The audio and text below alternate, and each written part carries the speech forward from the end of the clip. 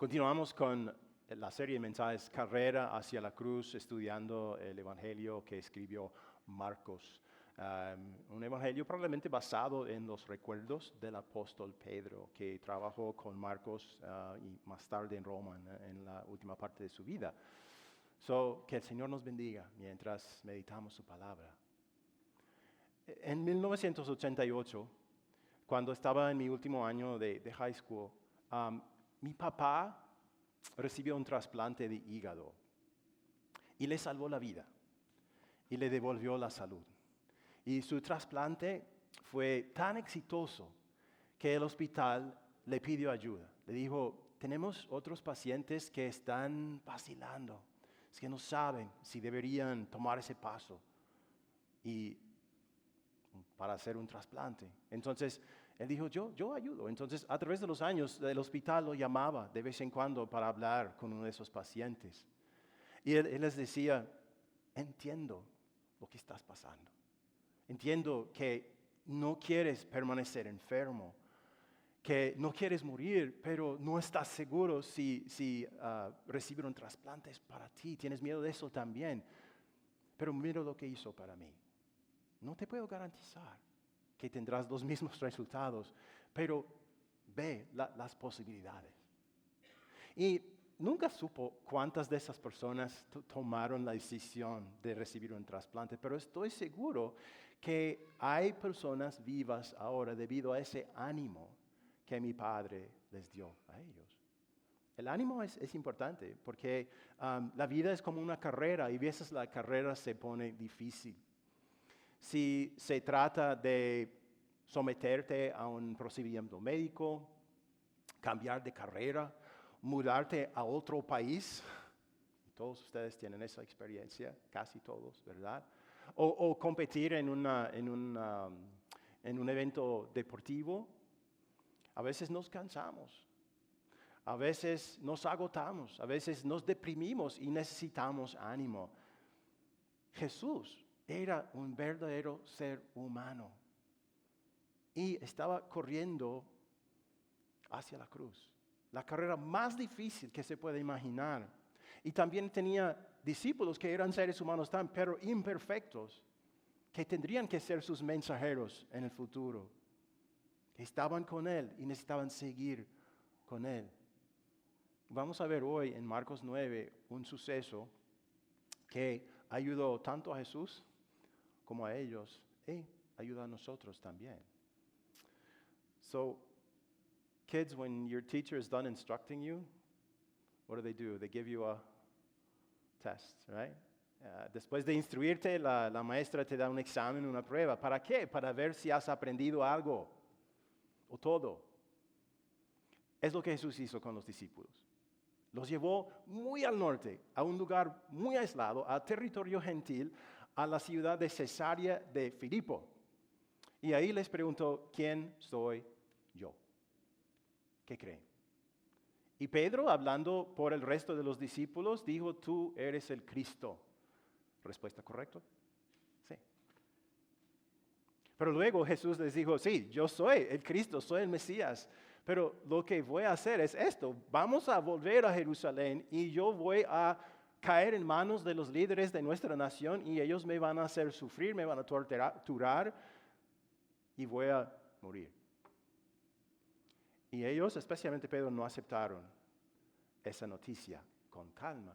De hecho, dice que Pedro lo llevó aparte y dijo, Señor, esto no puede ser. Tenemos que evitar que esto te suceda. ¿Te acuerdas cómo respondió Jesús? Aléjate de mí, Satanás. Tú no piensas en las cosas de Dios, sino en las de los hombres. Habíamos visto hace unas semanas cómo Satanás usó hasta la misma familia de Jesús y los líderes de la nación para tratar de hacerle tropezar y no llegar a la cruz.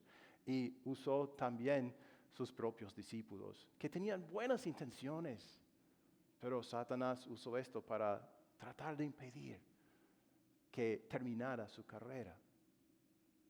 Ahora leemos esto en Marcos 9:2. 6 días después, Jesús tomó consigo a Pedro, a Jacobo y a Juan y los llevó a una montaña alta donde estaban solos.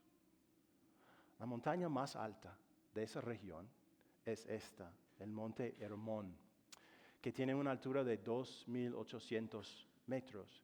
Y la ciudad de Cesarea de Filipo está en la ladera de esa montaña. Entonces es muy probable que esta es la montaña que sirvió de escenario para un evento espectacular, lo que se llama la transfiguración de Jesús.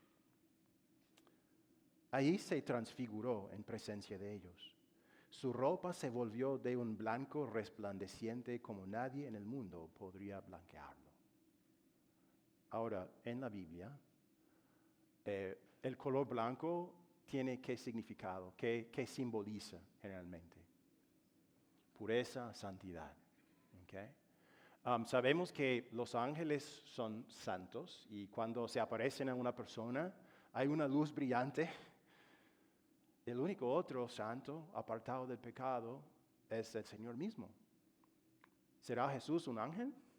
Hay religiones que lo dicen, que dicen que es un ángel, nada más, más elevado que un ser humano, pero no Dios.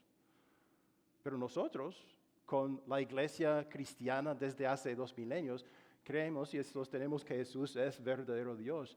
Y vamos a ver en esta historia 3 indicaciones de que Jesús es verdadero Dios, no un ángel, no un hombre elevado. Y esta es una de esas cosas. Jesús, Hijo de Dios, que siempre ha sido Dios, asumió carne humana.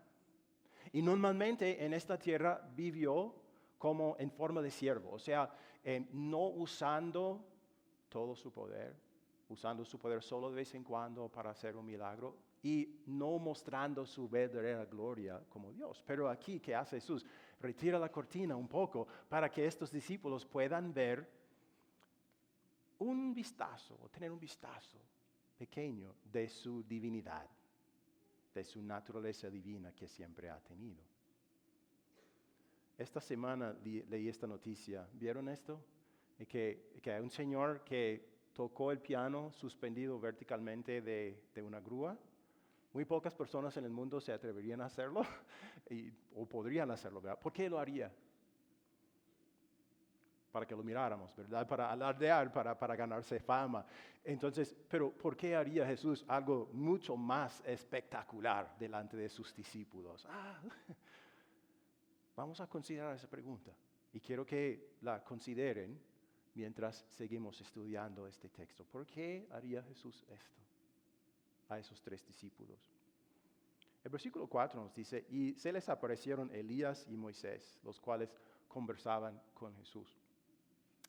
Entre los profetas de la antigüedad no había dos profetas más respetados que Moisés y Elías. Y aquí están hablando con Jesús, aunque nadie los había visto por cientos de años y hasta por milenios, están aquí hablando con Jesús. Moisés y Elías tenían algo en común. Los dos, aunque vivieron separados por 700 años, tuvieron un encuentro con el Señor mismo en la misma montaña. ¿Alguien quiere adivinar en qué montaña? Una muy famosa en la Biblia. ¿Dónde recibió Moisés los 10 mandamientos? En el Sinaí. O sea, y Elías también tuvo un encuentro con Dios mismo en esa montaña. Entonces, aquí tenemos otra indicación de que Jesús es verdadero Dios. ¿Por qué? Esos dos se encontraron con Dios en una montaña y ahora están en una montaña teniendo un encuentro con Jesús. ¿Quién es? Dios mismo. Otra indicación. Ahora, otra cosa era que, ¿por qué necesitaban esos discípulos ver esto? Ver a Moisés y Elías ahí. Porque los maestros de la ley, los líderes religiosos de Israel, se oponían a Jesús. No creían en Él. Y ellos creían que Moisés y los otros profetas del pasado estaban de su parte. Que creían que estos profetas nunca habrían creído en este hombre Jesús. Porque es un fraude. Pero aquí están conversando con Jesús. Los 3 discípulos, Pedro, Jacobo y Juan, habían sido criados para respetar a estos hombres. Y con razón, porque eran los líderes religiosos de la nación. Pero eso podría haber causado un poco de incertidumbre en sus corazones. Bueno, ellos son los expertos. Ellos conocen las profecías. Entonces, si no apoyan a Jesús, quizás no es el Mesías. Pero Jesús les dio esta experiencia para que supieran que los profetas como Moisés y Elías estaban de parte de ¿quién? De Él. Y no de parte de los líderes religiosos que lo rechazaban. También les decía, Jesús no está inventando una religión nueva. Simplemente está cumpliendo el plan de Dios anunciado por Moisés, Elías y los otros profetas. El versículo 5 dice, tomando la palabra, Pedro le dijo a Jesús, Rabí, qué bien que estemos aquí. Podemos levantar 3 albergues, uno para ti, otro para Moisés y otro para Elías. No sabía qué decir porque todos estaban asustados. O sea, entre todos los apóstoles, ¿cuál era el más propenso a hablar primero? Pedro. A hablar sin pensar. Pedro. Seguramente, más tarde en su vida, cuando estaba como contándole a Marcos estas cosas, le dijo, sí, metí la pata ese día. O sea, dije esto porque estaba asustado, no sabía qué decir, pero como tú sabes, siempre tengo que decir algo. Entonces, aunque metió la pata ese día, vemos algo acerca de Pedro. Vemos que lo que estaba en su corazón. ¿En qué orden menciona estos 3 hombres? Jesús, Moisés, Elías. ¿Qué significa eso? Que él creía que Jesús era más grande que Moisés y Elías. Que Jesús no era meramente un profeta como ellos, un mero hombre, que era Dios mismo. Había sido convencido de eso. Él había confesado que tú eres el Cristo. Y lo muestra aquí. Creo que tú eres más grande que todos los profetas del pasado. Y podemos comprender por qué quiso que se prolongara esa experiencia. Bueno, vamos a construir albergues para ustedes, para que podamos seguir aquí, en esta gloria sublime, y disfrutar del momento un poco más. Pero no iba a ser. Dice, entonces apareció una nube que los envolvió, de la cual salió una voz que dijo, este es mi Hijo amado, escúchenlo. Padres, ¿cuál es una de las cosas más importantes que pueden hacer para sus hijos? Mostrarles ¿qué? Amor. Mostrarles que los aceptas, que los amas. Porque conozco personas que todavía de adulto sufren mucho porque no recibieron esto de sus papás. Jesús era un verdadero ser humano. Y el camino, la carrera que él proseguía era dificilísima. Podemos ver su lucha en el jardín de Getsemaní, cuando pidió al Padre que le quitara esa copa de sufrimiento si fuera posible. Él necesitaba ánimo también. Y el Padre lo animó. La primera vez fue en el día de su bautizo, cuando dijo, este es mi Hijo amado, estoy muy complacido con él. Dijo, él está listo para emprender este viaje hacia la cruz. Y ahora dice, todo lo ha hecho bien. Ha hecho todo perfectamente y es apto para terminar esa carrera en Jerusalén. Y eso era lo que quería hacer. A veces, los discípulos, aunque amaban a Jesús y lo respetaban y creían que era el Cristo, a veces no quisieron escuchar lo que dijo, porque era muy difícil. Por ejemplo, la noticia de que iba a Jerusalén a sufrir y morir, ¿cómo reaccionaron? No quisieron escuchar esa palabra de Jesús. Pero Jesús siempre les decía cosas difíciles, las cosas que necesitaban escuchar. Y el Padre dijo, escúchenlo a Él. Y esa gloria que experimentaban ese día, desafortunadamente no iba a durar. Dice aquí, de repente cuando miraron a su alrededor ya no vieron a nadie más que a Jesús. Mientras bajaban de la montaña, Jesús les ordenó que no contaran a nadie lo que había visto hasta que el Hijo del Hombre se levantara de entre los muertos. Guardaron el secreto, pero discutían entre ellos qué significaría eso de levantarse entre los muertos. Se quedaron solamente con Jesús, solo Jesús. Eso era bueno, porque era solamente en Jesús que necesitaban enfocar y solamente a Él escuchar. Era importante escuchar todo lo que se había escrito en el pasado, por Moisés y otros profetas, pero poner su atención en Jesús y escucharlo, como había dicho el Padre. Y Jesús les dijo algo sin palabras al bajar de esa montaña aquel día. Al decir, la gloria se va y vamos a bajar.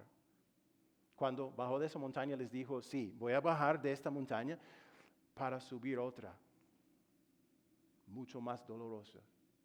Una montaña en que voy a sufrir y morir. Yo sé que ustedes no quieren escuchar esto, pero vamos a bajar porque voy a hacer esto, sin duda. Y si ustedes quieren seguirme, deben saber que esta vida no va a ser siempre una vida de gloria. Habrá gloria, pero tendrán que esperar para recibirlo. Y les dio 2 ejemplos. Dice, ¿por qué dicen los maestros de la ley que Elías tiene que venir primero? Le preguntaron. Sin duda, Elías ha de venir primero para restaurar todas las cosas, respondió Jesús. Pero entonces, ¿cómo es que está escrito que el Hijo del Hombre tiene que sufrir mucho y ser rechazado? Pues bien, les digo que Elías ya ha venido y le hicieron todo lo que quisieron, tal como está escrito de él. Voy a pedir que te acuerdes de la segunda lectura de hoy, de Malaquías. Malaquías había dicho que Elías vendría a preparar el camino para el Mesías. Y aquí Jesús les dice quién es Elías. Ahora, Elías el profeta no fue reencarnado, porque eso no es una enseñanza bíblica, pero Elías fue Juan el Bautista, que él actuó en el espíritu de Elías para volver los corazones de Israel al Señor, para que se enfocaran en Jesús. Juan es el Elías. Pero, ¿cómo terminó la vida de Juan? ¿Bien? En un calabozo. Y Herodes Antipas le cortó la cabeza. ¿Y la vida de Elías fue fácil? ¿Si se acuerda algo de su vida? No, fue difícil. Fue perseguido por el mensaje que predicó a los israelitas. Y hasta fue al monte Sinaí y le pidió al Señor que le quitara la vida porque ya no podía soportar más. Jesús se quedó solo con ellos. Solo Jesús. Es el único que necesitaban y Él es el único que nosotros necesitamos también. Enfocarnos en Él y escuchar lo que Él nos dice. Él es el único. Porque Él es el único que nos puede salvar. Y Jesús no vino a este mundo para transformar el mundo en un paraíso. Él dijo en Juan 16, el Jueves Santo, dijo, yo les he dicho estas cosas para que en mí hayan paz. En este mundo afrontarán aflicciones, pero anímense, yo he vencido al mundo. ¿Cuál es la cosa que más nos van a animar en esta vida? Saber quién es Jesús y saber lo que Él hizo por nosotros. Porque no vino a transformar este mundo en un paraíso, sino a transformarnos a nosotros, a darnos a nosotros paz. Y lo ha hecho por medio de su Espíritu, nos ha convertido en criaturas nuevas. Tenemos su Espíritu, creemos en Él. ¿Para qué? Para que podamos vencer. Para que podamos vencer las aflicciones de este mundo. No las vamos a evitar, como Elías o Juan el Bautista, pero podemos vencer por medio de la fe en Él. Van a pasar, pero podemos tener paz aún en medio de las aflicciones y las tribulaciones. En 6 meses, esto es lo que los discípulos, esos 3 discípulos, iban a ver. E iban a cuestionar todo. ¿Será Jesús el Mesías? Parece que está vencido. Iban a necesitar este momento en la montaña para recibir ánimo, va a decir, de alguna forma esto va a salir bien. Porque Jesús es el Cristo. Jesús es el Hijo de Dios. Y aunque no podemos entender esto, tiene que salir bien. Confiamos en eso. ¿Dónde dirías que estás tú en este momento? ¿En una montaña de gloria o en un valle oscuro? Como creyentes experimentamos las dos cosas, ¿no? Experimentamos picos de alegría y gozo, pero también valles oscuros de depresión, de tristeza y de aflicción. ¿Dónde estás en este momento? ¿En la montaña o en el valle?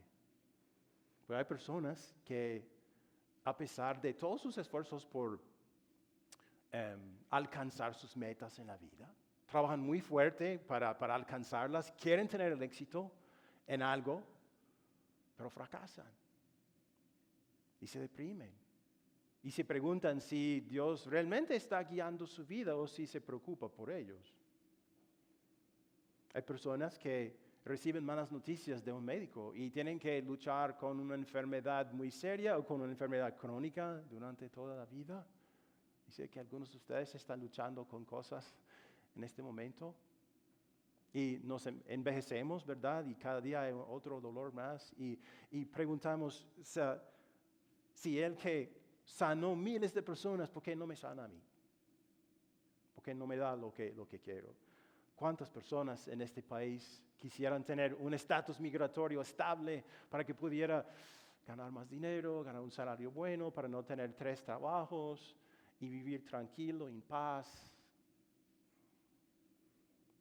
Hay personas que en este momento están junto a la cama de un ser querido, un amigo que está en dolor, que está muriendo o muy enfermo, y se pregunta, ¿por qué Jesús no sana a mi ser querido, a mi amigo?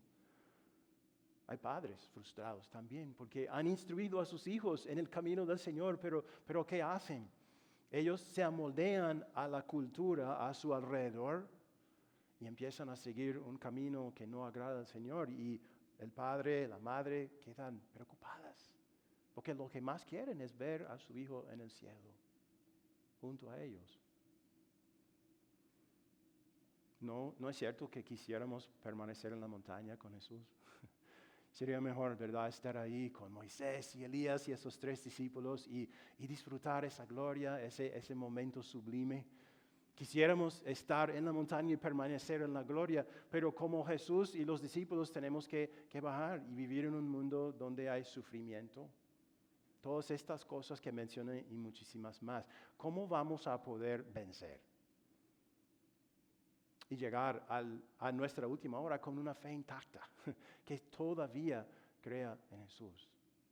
La única manera es recibiendo este ánimo que Él nos da, recordando quién es Jesús y qué ha hecho por nosotros. Pablo lo dice muy bien, dice palabras maravillosas en Romanos 8:30. Dice, a los que Dios predestinó, también los llamó. A los que llamó, también los justificó. A los que justificó, también los glorificó. Si tú crees en Jesús como tu único Salvador, significa que antes de la creación del mundo, Dios te amó tanto que te predestinó para creer en Él, para ser su hijo para siempre. Ese es amor. También te llamó por medio de tu bautismo. Te hizo su hijo, te adoptó, te dio esa bendición. Te justificó, te dijo, te perdono completamente por todo. Te absuelvo de todo el mal que has hecho, de todo el mal que harás en el futuro. Y también te glorificó. Y esa es la parte que más confunde, ¿verdad? Porque cuando nos vemos mucha gloria. Cuando nos vemos en el espejo, muchas veces no. O sea, hay momentos de gloria, hay momentos de alegría y de éxito, pero muchos más momentos de tristeza. Te glorificó. ¿Qué significa eso? Significa que tu gloria está garantizado, pero no lo tendrás hasta más tarde. Tal como los discípulos tuvieron que esperar a ver la gloria de Jesús en el día de resurrección y verlo ascender gloriosamente al cielo, nosotros también tenemos que esperar a ver esa gloria, pero viene. ¿Y no sería bueno tener una transfiguración, verdad? Señor, si yo si hubiera una montaña en Florida, bueno, uno de los vertederos de basura quizás, si yo pudiera ascender, subir ese vertedero de basura para que tú me aparezcas en gloria celestial, con una voz retumbante, con un ardor en mi pecho, qué bueno sería. Eso es lo que necesito, Señor. Pero cada vez que leemos la palabra de Dios, escuchamos a Jesús. Y cada vez que escuchamos a Jesús, recibimos una pequeña transfiguración. No es algo grande como recibieron Pedro, Jacobo y Juan, sino el pequeño susurro de un mensaje que nos da todo el ánimo que necesitamos. Mencionó a Elías cuando él fue perseguido por el rey Jezabel y tuvo que huir y fue al monte Sinaí. Él le dijo, Señor, estoy harto de esto, lo que hago no importa, tu pueblo no escucha mi mensaje, no está teniendo ningún efecto, entonces quítame la vida, ya no quiero vivir. No más, por favor. Entonces el Señor se le apareció 3 veces. Primero en un huracán, pero dice que el Señor no estaba en el huracán. Después en fuego, no estaba en el fuego. Después en un terremoto, pero no estaba en el terremoto. ¿Cómo se manifestó Elías? Susurrándole, diciéndole, no te preocupes, Elías, yo soy el Señor, yo soy Dios, soy tu Señor, soy el Señor del pueblo de Israel. Lo que tú haces sí está surtiendo efecto. Hay algunos en Israel que están escuchando y lo que tú les dices les va a dar ánimo porque algún día van a ir al exilio en Babilonia y van a necesitar ese ánimo que tú les diste. ¿Y cómo se comunica Dios a nosotros? Por medio de ese susurro del Evangelio que nos dice, todo está bien, mi hijo, todo está bien entre tú y yo. Porque Jesús es Dios y porque Él fue a la cruz y sufrió por ti. ¿Estás perdonado? ¿Eres mi hijo? Y tienes paz conmigo. Estoy guiándote. Hay otro entre las llamas. Cuando pases por las llamas, yo estaré contigo. Cuando pases por las aguas, yo estaré también. No tienes que preocuparte. Sí, pasarás por las llamas, por aguas profundas. Tendrás aflicción aquí, sufrimiento, pero la gloria vendrá. Tengo una foto de mí, no es una foto muy buena, pero pueden ver a mi papá aquí a la mano derecha. Y ahora saben de dónde heredé este pelo tan bonito, ¿verdad? Aunque cuando él fue al cielo tenía mucho más pelo que yo en este momento.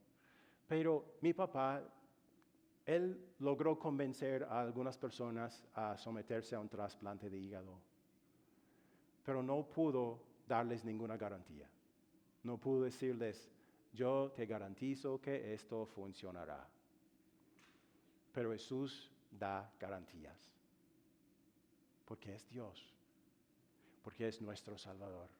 Y nos garantiza de que a pesar de todo lo que suframos en este mundo, viene la gloria.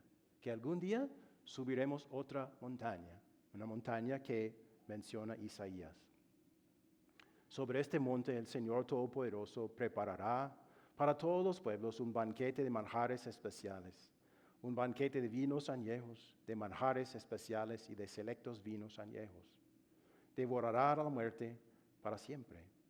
El Señor omnipotente enjugará las lágrimas de todo rostro y quitará de toda la tierra el oprobio de su pueblo. El Señor mismo lo ha dicho. En aquel día se dirá, sí, este es nuestro Dios, en Él confiamos y Él nos salvó. Este es el Señor, en Él hemos confiado, regocijémonos y alegrémonos en su salvación. Tenemos una carrera delante de nosotros, una carrera hacia el cielo. ¿Quién nos sostendrá para que lleguemos sanos y salvos con nuestra fe intacta? Jesús. Amén.